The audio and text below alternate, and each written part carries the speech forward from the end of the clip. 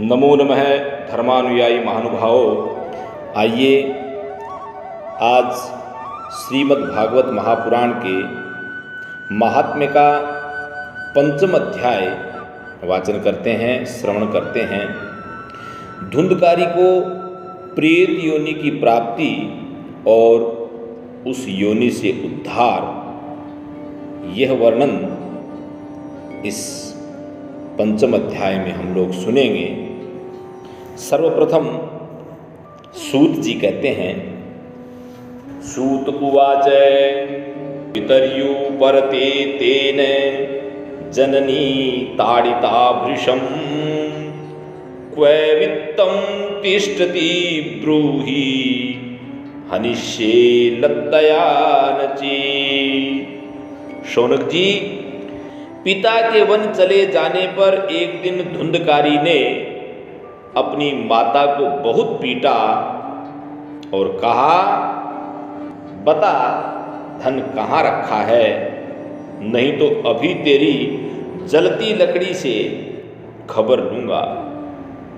इति तद्वाक्य संत्रासान जनन्या पुत्र दुःखतः कूपे पातः कृतो रात्रौ तेन सा निधनं गता। उसकी इस धमकी से डरकर और पुत्र के उपद्रवों से दुखी होकर वह रात्रि के समय कुएं में जा गिरी और इसी से उसकी मृत्यु हो गई। गोकर्णस्तीर्थ यात्रार्थं निर्गतो योग संस्थितः न दुःखं न सुखं तस्य न वैरी नापि बांधवः। योगनिष्ठ गोकर्ण जी तीर्थ यात्रा के लिए निकल गए। उन्हें इन घटनाओं से कोई सुख या दुख नहीं होता था, क्योंकि उनका न कोई मित्र था न शत्रु। धुंधकारी गृहे तिष्ठत् पंचपण्यवधूवृत अत्युग्र कर्म कर्ता च तत्पोषण विमूढ़धी। धुंधकारी 5 वेश्याओं के साथ घर में रहने लगा। उनके लिए भोग सामग्री जुटाने की चिंता ने उसकी बुद्धि नष्ट कर दी और वह नाना प्रकार के अत्यंत क्रूर कर्म करने लगा। एकदा कुलटास्तास्तु भूषणान्यभिलिप्सवः तदर्थं निर्गतो गेहात् कामान्धो मृत्युमस्मरन्। एक दिन उन कुलटाओं ने उससे बहुत से गहने मांगे। वह तो काम से अंधा हो रहा था। मौत की उसे कभी याद नहीं आती थी। बस उन्हें जुटाने के लिए वह घर से निकल पड़ा। यतस्ततश्च संहृत्य वित्तं वेश्म पुनर्गतः ताभ्यो यत्सत् स्वस्त्राणि भूषणानि कियन्ति च। वह जहाँ तहाँ से बहुत सा धन चुराकर घर लौट आया तथा उन्हें कुछ सुंदर वस्त्र और आभूषण लाकर दिए।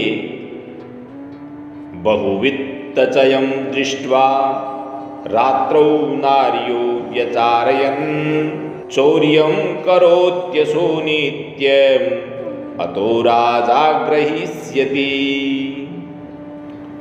चोरी का बहुत माल देखकर रात्रि के समय स्त्रियों ने विचार किया कि यह नित्य ही चोरी करता है, इसलिए इसे किसी दिन अवश्य राजा पकड़ लेगा। वित्तं हृत्वा पुनश्चैनं मारयिष्यति निश्चितम् अतोऽर्थगुप्तये गूढ़म् अस्माभिः किं न हन्यते। राजा ये सारा धन छीनकर इसे निश्चय ही प्राण दंड देगा। जब एक दिन इसे मरना ही है, तब हम ही धन की रक्षा के लिए गुप्त रूप से इसको क्यों न मार डालें।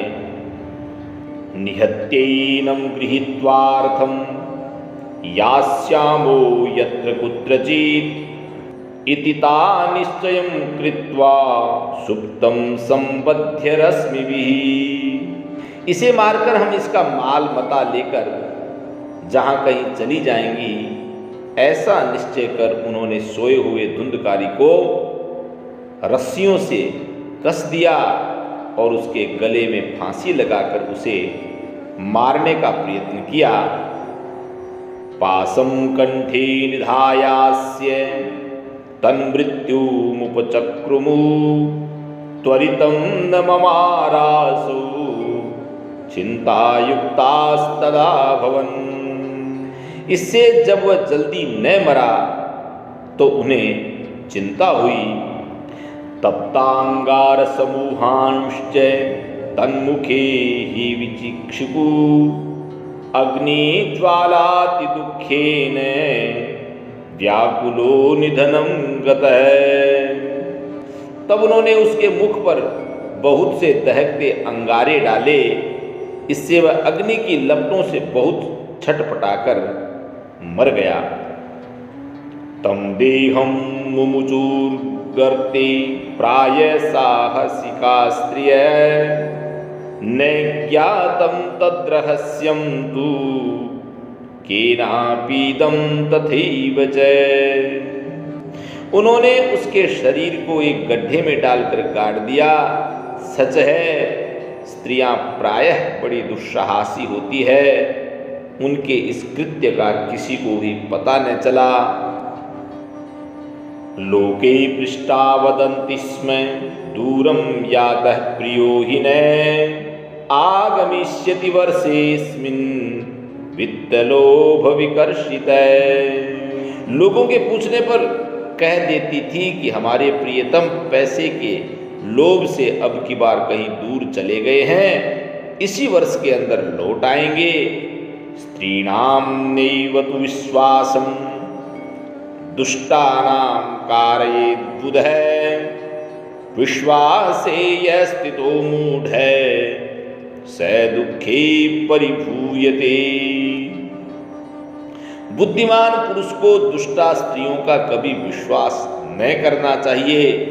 जो मूर्ख इनका विश्वास करता है उसे दुखी होना पड़ता है। सुधामयं वचो यासां कामिनां रसवर्धनं हृदयं क्षुरधाराभं प्रियः को नाम योषिता।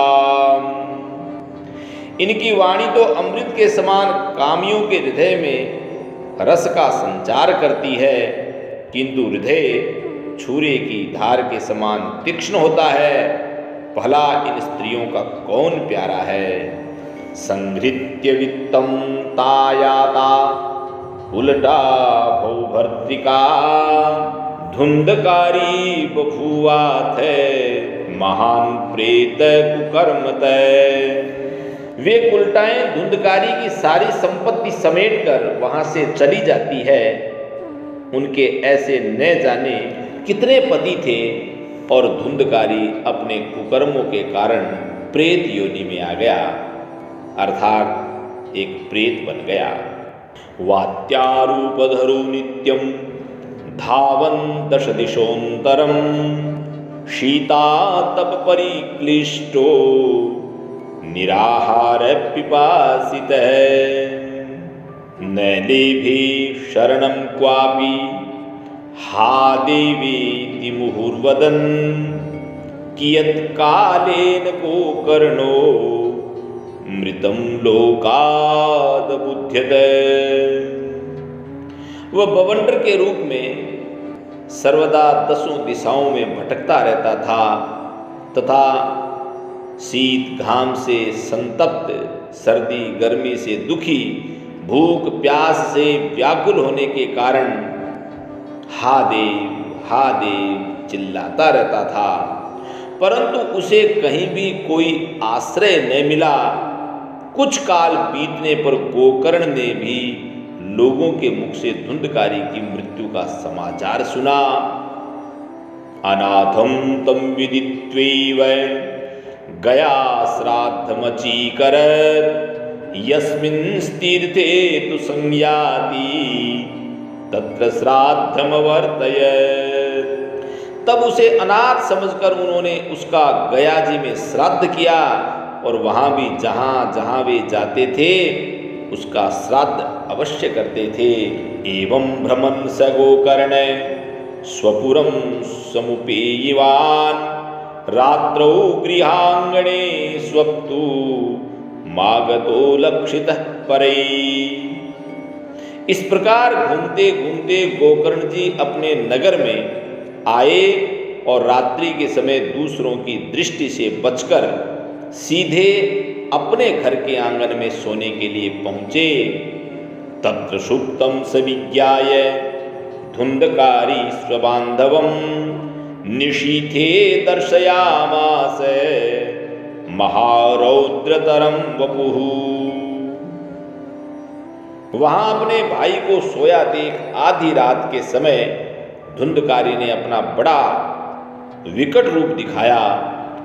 सकृन्मेष सकृद्धस्ति सकृच्च महिषोभवत् सकृदिन्द्र सकृच्चाग्नि पुनश्च पुरुषो भवत्। वह कभी भेड़ बनता, कभी हाथी बनता, कभी भैंसा बनता, कभी इंद्र के रूप में, कभी अग्नि के रूप में वह उसके समक्ष प्रकट होता।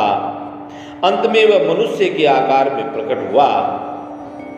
वैपरीत्यमिदं दृष्ट्वा गोकर्णो धैर्य संयुतः अयं दुर्गतिकः कोपि निश्चित्यात् तमब्रवीत्। ये विपरीत अवस्थाएं देखकर गोकर्ण ने निश्चय किया कि यह कोई दुर्गति को प्राप्त हुआ जीव है। तब उन्होंने उससे धैर्यपूर्वक पूछा। गोकर्ण ने कहा, गोकर्ण उवाच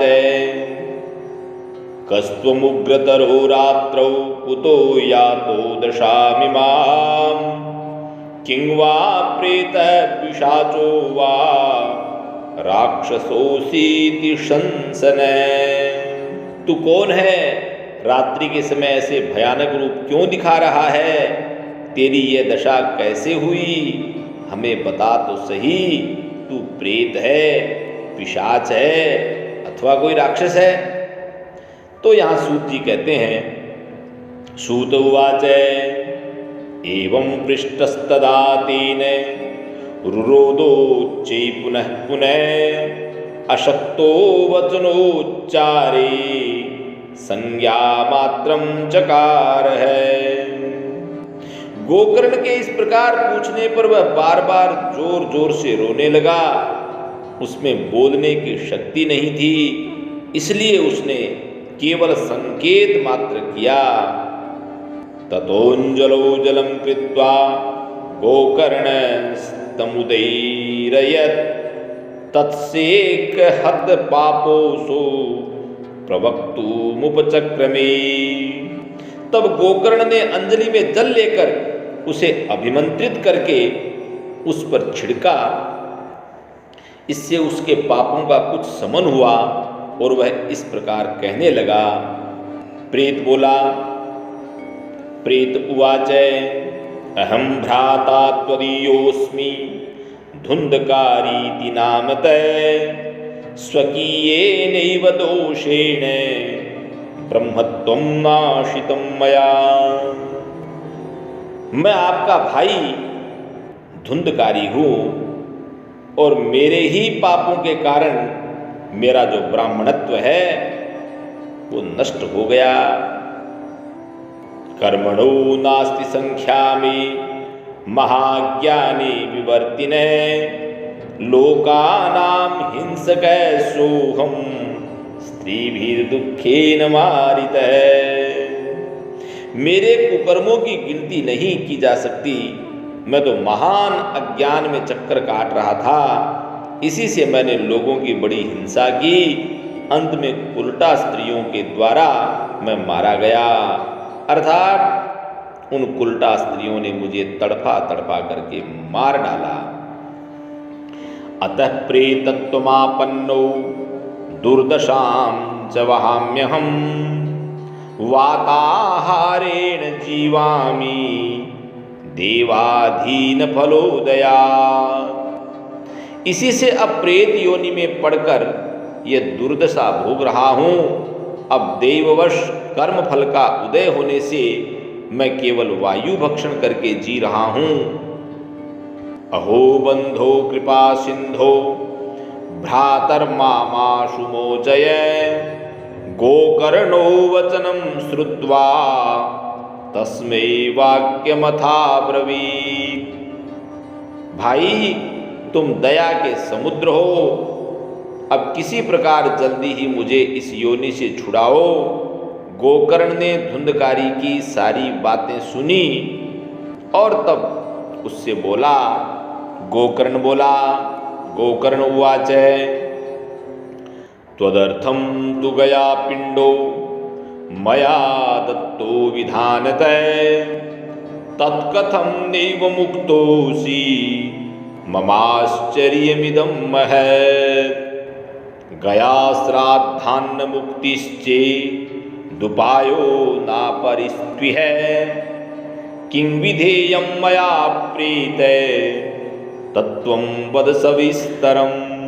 भाई, मुझे इस बात का बड़ा आश्चर्य है। मैंने तुम्हारे लिए विधि पूर्वक गया जी में पिंडदान किया, फिर भी तुम प्रेत योनि से मुक्त कैसे नहीं हुए? यदि गया श्राद्ध से भी तुम्हारी मुक्ति नहीं हुई तब इसका और कोई उपाय ही नहीं है। अच्छा, तुम सब बात खोल कर कहो, मुझे अब क्या करना चाहिए? तब प्रेत बोला। प्रेत उवाच गया श्राद्ध शतेनापि मुक्तिर्मे न भविष्यति उपायमपरं कंची त्वं विचारय सांप्रतम्। मेरी मुक्ति सैकड़ों गया श्राद्ध करने से भी नहीं हो सकती। अब तो तुम इसका कोई और उपाय सोचो। इति तद्वाक्यमाकर्ण्य गोकर्णो विस्मयं गतः शतश्राद्धैर्न मुक्तिश्चे दसाद्यं मोचनं तव। प्रेत की यह बात सुनकर गोकर्ण को बड़ा आश्चर्य हुआ। वे कहने लगे, यदि सैकड़ों गया श्राद्धों से भी तुम्हारी मुक्ति नहीं हो सकती तब तो तुम्हारी मुक्ति असंभव ही है।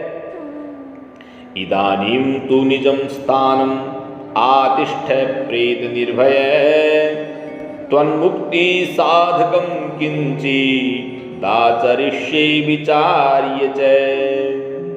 अच्छा, अभी तो तुम निर्भय होकर अपने स्थान पर रहो, मैं विचार करके तुम्हारी मुक्ति के लिए कोई दूसरा उपाय करूंगा।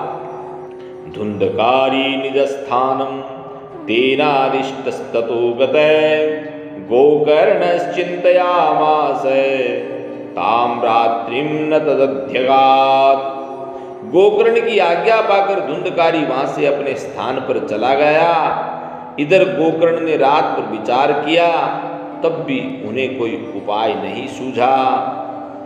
प्रातस्तमागतं दृष्ट्वा लोका प्रीत्या समागता तत्सर्वं कथितं तेन यंजातं च यथा निशि। प्रातःकाल उनको आया देख लोग प्रेम से उनसे मिलने आए। तब गोकर्ण ने रात में जो कुछ जिस प्रकार हुआ वह सब उन्हें सुना दिया। विद्वांसो योगनिष्ठाश्च ज्ञानिनो ब्रह्मवादिने तन्मुक्तिं नैव ते पश्यन्त शास्त्र संचयान्। उनमें जो लोग विद्वान, योगनिष्ठ, ज्ञानी और वेदज्ञ थे, उन्होंने भी अनेकों शास्त्रों को उलट पलट कर देखा तो भी उसकी मुक्ति का कोई उपाय नहीं मिला। ततः सर्वैः सूर्यवाक्यं तन्मुक्तौ स्थापितं परं गोकर्ण स्तंभनं चक्रे सूर्यवेगस्य वै तदा। तब सबने ये निश्चय किया कि इस विषय में सूर्य नारायण जो आज्ञा करें वही करना चाहिए। अतः गोकर्ण ने अपने तपोबल से सूर्य की गति को रोक दिया। तुभ्यं नमो जगत साक्षिन् ब्रूहि मे मुक्ति हेतुकं तत्श्रुत्वा दूरतः सूर्य स्फुटमित्यभ्यभाषते।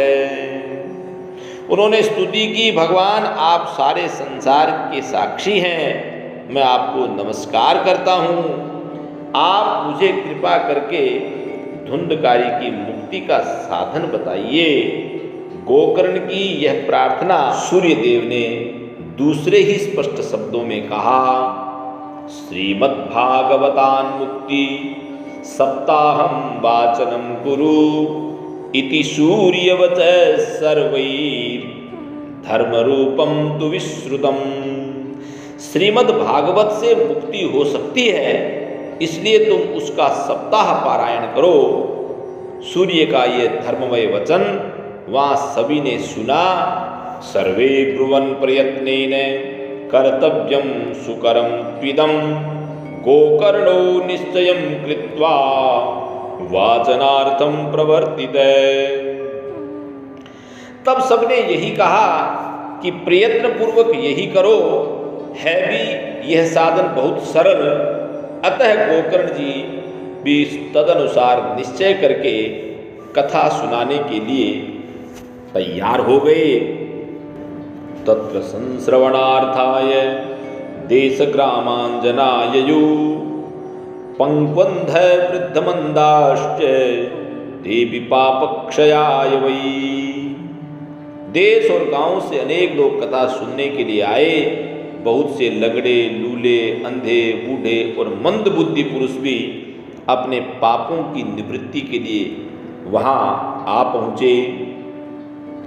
समाजस्तु महान जातो देव विस्मय कारक यदेवासनमास्थाय गोकर्णो कथयत् कथा। स प्रेतोऽपि तदा यात स्थानं पश्यन्नितस्ततः सप्तग्रन्थियुतं तत्रा पश्यत् कीचकमुच्छ्रितम्। इस प्रकार वहां इतनी भीड़ हो गई कि उसे देखकर देवताओं को भी आश्चर्य होता था। जब गोकर्ण जी व्यास गद्दी पर बैठकर कथा कहने लगे, तब वह प्रेत भी वहां आ पहुंचा और इधर उधर बैठने के लिए स्थान ढूंढने लगा। इतने में ही उसकी दृष्टि एक सीधे रखे हुए 7 गांठों के बांस पर पड़ी। तन्मूलच्छृद्यमाविश्य श्रवणार्थं स्थितो यशो वातरूपी स्थितिं कर्तुम् अशक्तो वंशमाविशत्। उसी के नीचे के छिद्र में घुसकर वह कथा सुनने के लिए बैठ गया। वायु रूप होने के कारण वह बाहर कहीं बैठ नहीं सकता था, इसलिए बांस से वह कथा सुनने का निश्चय कर उसमें घुस गया। वैष्णवं ब्राह्मणं मुख्यं श्रोतारं परिकल्प्य स प्रथमस्कन्धतः स्पष्टं आख्यानं धेनुजो करोत्। गोकर्ण जी ने एक वैष्णव ब्राह्मण को मुख्य श्रोता बनाया और प्रथम स्कंद से ही स्पष्ट स्वर में कथा सुनानी आरंभ कर दी। दिनांते रक्षिता गाथा तदा चित्रं बभूवः वंशैक ग्रंथि भेदो भूत सशब्दं पश्यतां सताम। सायंकाल में जब कथा को विश्राम दिया गया, तब एक बड़ी विचित्र बात हुई। वहां सभासदों के देखते देखते उस बांस की एक गांठ तड़तड़ शब्द करती फट गई। द्वितीये तथा सायं द्वितीय ग्रंथि भेदनम तृतीये तथा सायं तृतीय ग्रंथि भेदनम। इसी प्रकार दूसरे दिन सायंकाल को दूसरी गांठ और तीसरे दिन सायंकाल को तीसरी गांठ फटी। एवं सप्तदिनेश्चैव सप्तग्रंथि विभेदनम कृत्वा स द्वादशस्कन्ध श्रवणात् प्रेततां जहो। और इस प्रकार 7 दिनों में 7 गांठों को फोड़कर धुंधकारी 12 स्कंदों के सुनने से पवित्र होकर प्रेत योनि से मुक्त हो गया और दिव्य रूप धारण करके सबके सामने प्रकट हुआ। दिव्य रूप धरो जात तुलसीदाम मंडित पीतवासा घनश्यामो मुकुटी कुंडलान्वित। उसका मेघ के समान श्याम शरीर पीतांबर और तुलसी की मालाओं से सुशोभित था तथा सिर पर मनोहर मुकुट और कानों में कमनीय कुंडल झिलमिला रहे थे।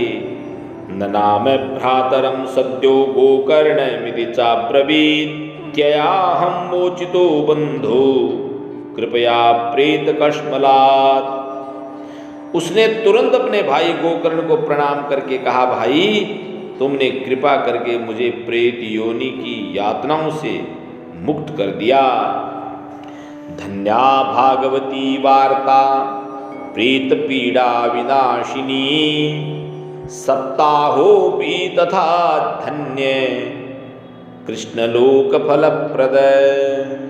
ये प्रेत पीड़ा का नाश करने वाली श्रीमद् भागवत की कथा धन्य है तथा श्री कृष्णचंद्र के धाम की प्राप्ति कराने वाला इसका सप्ताह पारायण भी धन्य है। कंपन्ते सर्व पापानि सप्ताह श्रवणे स्थिते अस्माकं प्रलयं सद्य कथा चेयं करिष्यति। जब सप्ताह श्रवण का योग लगता है तब सब पाप थर्रा उठते हैं कि अब ये भागवत की कथा जल्दी ही हमारा अंत कर देगी। आर्द्र शुष्कम लघु स्थूलम वाङ्मनः कर्म भी कृतम श्रवणम विदहेत पापम पावक समिधो यथा। जिस प्रकार आग गीली सूखी छोटी बड़ी सब तरह की लकड़ियों को जला डालती है, उसी प्रकार यह सप्ताह श्रवण मन वचन और कर्म द्वारा किए हुए नए पुराने छोटे बड़े सभी प्रकार के पापों को भस्म कर देता है। अस्मिन् वै भारते वर्षे सूरिभिर्देव संसदि अकथा श्राविणां पुंसां निष्फलं जन्म कीर्तितम्। विद्वानों ने देवताओं की सभा में कहा है कि जो लोग इस भारतवर्ष में श्रीमद् भागवत की कथा नहीं सुनते उनका जन्म वृथा ही है, व्यर्थ जीवन को ही वो जी रहे होते हैं। किं मोहतो रक्षितेन सुपुष्टेन बलीयसा अध्रुवेण शरीरेण शुकशास्त्र कथां विना। भला मोहपूर्वक लालन पालन करके यदि इस अनित्य शरीर को हृष्ट पुष्ट और बलवान भी बना लिया तो भी श्रीमद् भागवत की कथा सुने बिना इससे क्या लाभ हुआ। अस्ति स्तंभं स्नायुबद्धं मांस शोणित लेपितं चर्मावनद्धं दुर्गंधं पात्रं मूत्रपुरीशयो। अस्थियां ही इस शरीर के आधार स्तंभ हैं। नस नाड़ी रूप रस्सियों से ये बंधा हुआ है। ऊपर से इस पर मांस और रक्त थोपकर इसे चर्म से मंड दिया गया है। इसके प्रत्येक अंग में दुर्गंध आती है क्योंकि है तो यह मलमूत्र का पात्र ही। जरा शोक विपाकार्तम रोग मंदिर मातुरम दुष्पूरम दुर्धरम दुष्टम सदोषम क्षणभंगुरम। वृद्धावस्था और शोक के कारण यह परिणाम में दुखमय ही है।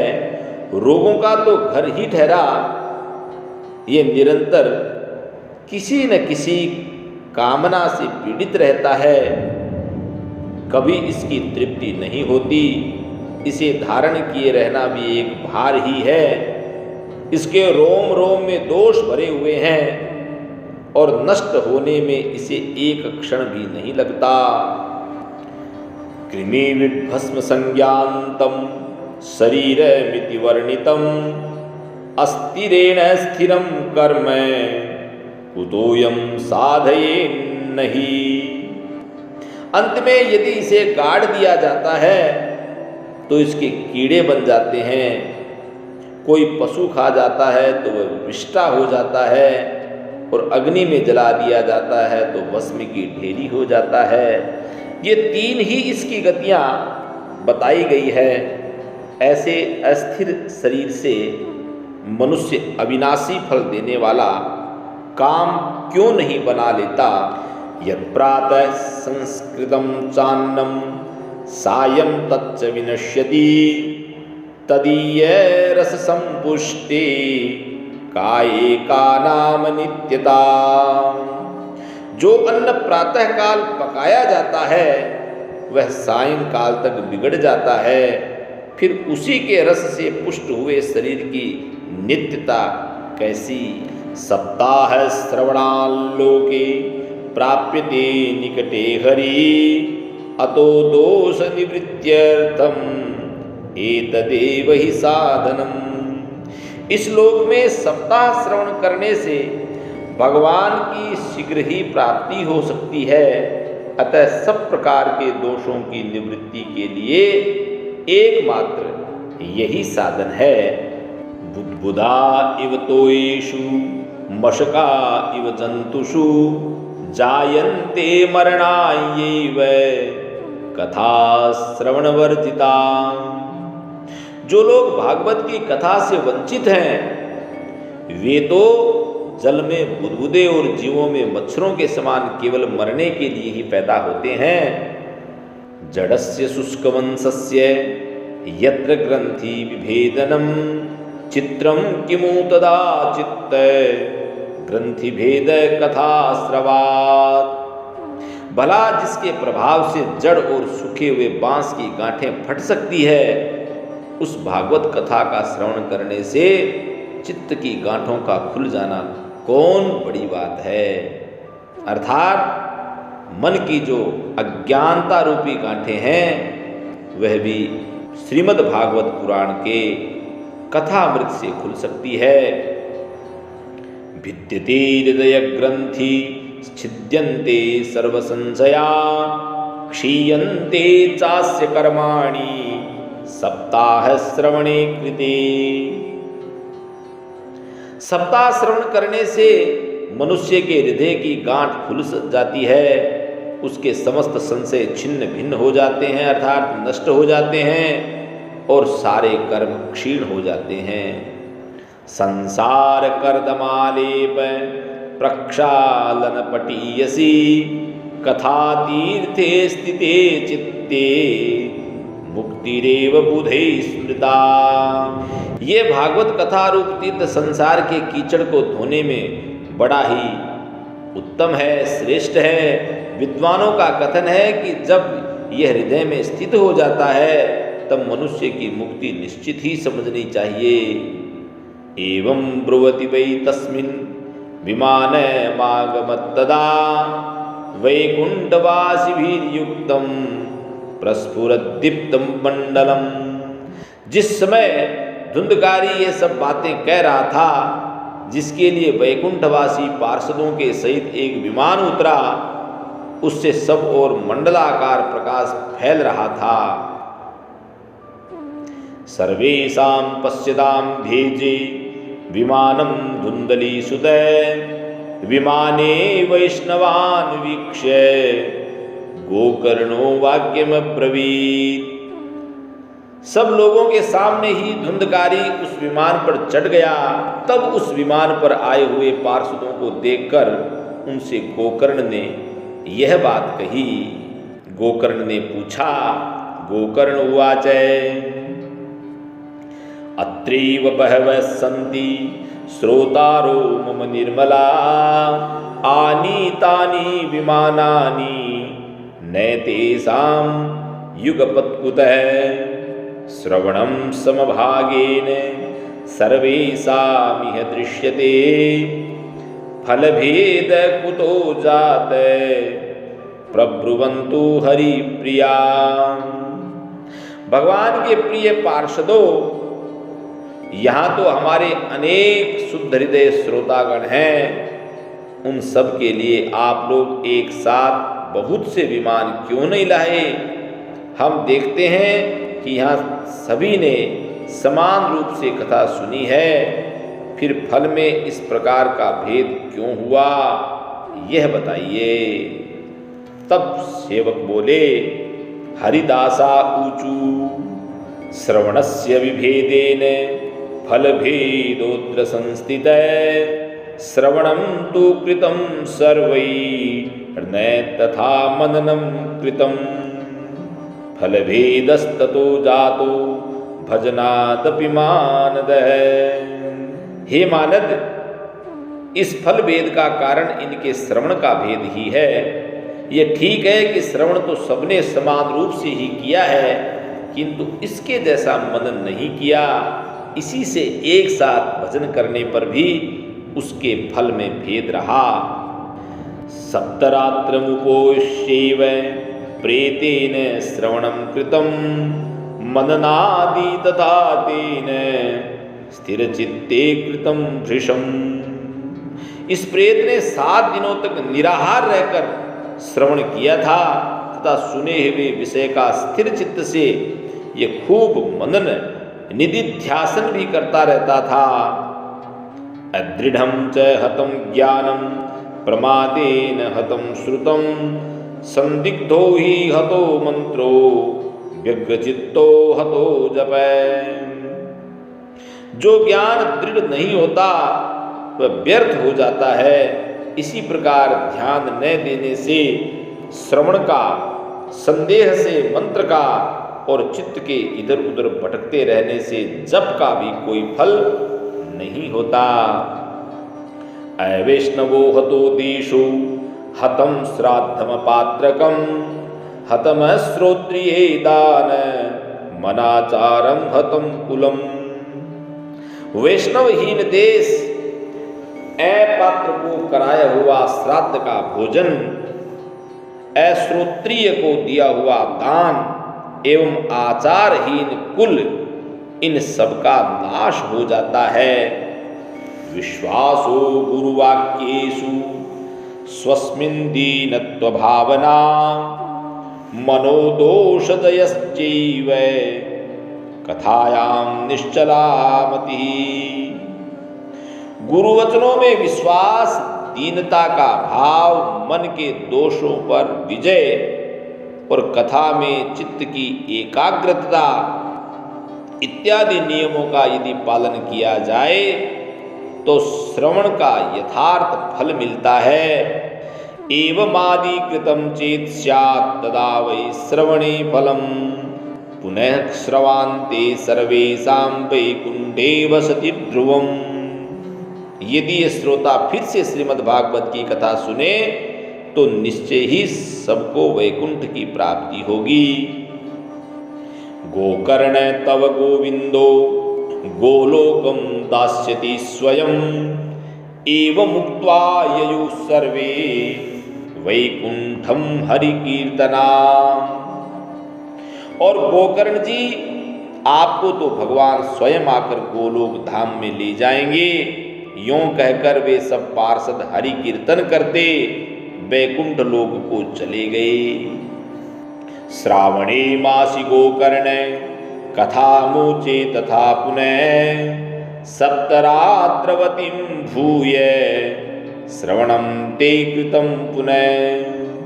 श्रावण मास में गोकर्ण जी ने फिर उसी प्रकार सप्ताह क्रम से कथा कही और उन श्रोताओं ने उसे फिर सुना। कथा समाप्तो यंजातम श्रूयताम तच्च नारद। नारद जी, इस कथा की समाप्ति पर जो कुछ हुआ वह सुनिए। विमाने सह भक्तैश्च हरिराविर्बभूवः जय शब्दा नमः शब्दा स्तत्रासन बहवस्तदा। वहां भक्तों से भरे हुए विमानों के साथ भगवान प्रकट हुए। सब ओर से खूब जय जयकार और नमस्कार की ध्वनियां होने लगी। पांचजन्य ध्वनि चक्रे हर्षात् तत्र स्वयं हरि गोकर्णम तु समालिंग्या करोत्स्व सदृशम हरि। भगवान स्वयं हर्षित होकर अपने पांचजन्य संघ की ध्वनि करने लगे और उन्होंने गोकर्ण को हृदय से लगाकर अपने ही समान बना लिया। श्रोत्रिनन्यान घनश्यामान पीतकोशेयवाससे किरीटिनी कुंडलिन तथा चक्रे हरिक्षणात्। उन्होंने क्षण भर में ही अन्य सब श्रोताओं को भी मेघ के समान श्यामवर्ण रेशमी पीतांबरधारी तथा किरीट और कुंडलादि से विभूषित कर दिया। तद्ग्रामे हि स्थिता जीवा आश्वश्चाण्डाल जातये विमाने स्थापितास्तेऽपि गोकर्ण कृपया तदा। उस गांव में कुत्ते और चांडाल पर्यंत जितने भी जीव थे वे सभी गोकर्ण जी की कृपा से विमानों पर चढ़ा लिए गए। प्रेषिता हरिलोके ते यत्र गच्छन्ति योगिने गोकर्णेन स गोपालो गोलोकम गोपवल्लभम। तथा जहाँ योगी जन जाते हैं उस भगवत धाम में वे भेज दिए गए। इस प्रकार भक्त वत्सल भगवान श्री कृष्ण कथा श्रवण से प्रसन्न होकर गोकर्ण जी को साथ ले अपने ग्वाल बालों के प्रिय गोलोक धाम में चले गए। अयोध्यावासिनः पूर्वं यथा रामेण संगता तथा कृष्णेन ते नीता गोलोकम योगी दुर्लभम। पूर्व काल में जैसे अयोध्यावासी भगवान श्री राम के साथ साकेत धाम सिधारे थे उसी प्रकार भगवान श्री कृष्ण उन सबको योगी दुर्लभ गोलोक धाम को ले गए। यत्र सूर्यस्य सोमस्य सिद्धानां न गति कदा तल्लोकम ही गतास्ते तु श्रीमद्भागवत श्रवात्। जिस लोक में सूर्य चंद्रमा और सिद्धों की भी कभी गति नहीं हो सकती उसमें वे श्रीमद् भागवत श्रवण करने से चले गए।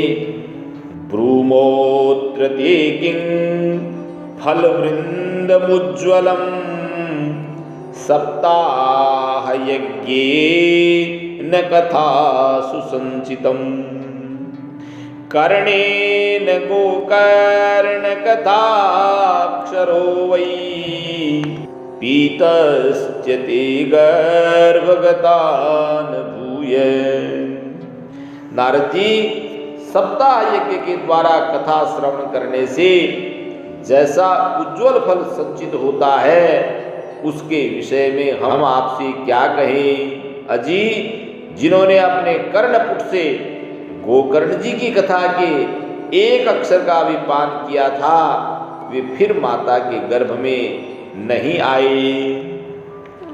वाताम्बुपर्णा शनदेह शोषणै स्तपो विरुग्रै चिरकाल संचितै योगैश्च संयान्ति न तां गतिं वै सप्ताह गाथा श्रवणेन यान्ति धाम। वाताम्बुपर्णा शनदेह शोषणै स्तपो विरुग्रै चिरकाल संचितै योगैश्च संयान्ति न तां गतिं वै सप्ताह गाथा श्रवणेन यान्ति याम्। जिस गति को लोग वायु जल या पत्ते खाकर शरीर सुखाने से, बहुत काल तक घोर तपस्या करने से और योगाभ्यास से भी नहीं पा सकते, उसे वे सप्ताह श्रवण से सहज में ही प्राप्त कर लेते हैं। इतिहासमिमं पुण्यम शाण्डिल्योऽपि मुनीश्वर पठते चित्रकूटस्थो ब्रह्मानंद परिप्लुत है। इस परम पवित्र इतिहास का पाठ चित्रकूट पर विराजमान मुनीश्वर सांडिल्य भी ब्रह्मानंद में मग्न होकर करते रहते हैं। आख्यानमेतत् परमं पवित्रं श्रुतं सकृद्धे विदहेद भोगम। श्राद्धे प्रयुक्तं पितृतृप्तिमावहे नित्यं सुपाठाद पुनर्भवं च। ये कथा बड़ी ही पवित्र है। एक बार के श्रवण से ही समस्त पाप राशि को भस्म कर देती है। यदि इसका श्राद्ध के समय पाठ किया जाए तो इससे पितृगण को बड़ी तृप्ति होती है और नित्य पाठ करने से मोक्ष की प्राप्ति होती है। यह श्रीमद् भागवत महात्म्य का 5वां अध्याय है। आप सबके जीवन में कल्याण करे, घर में सुख समृद्धि प्राप्त हो, इसी मंगल भावना के साथ जयतु संस्कृतम जयतु भारतम।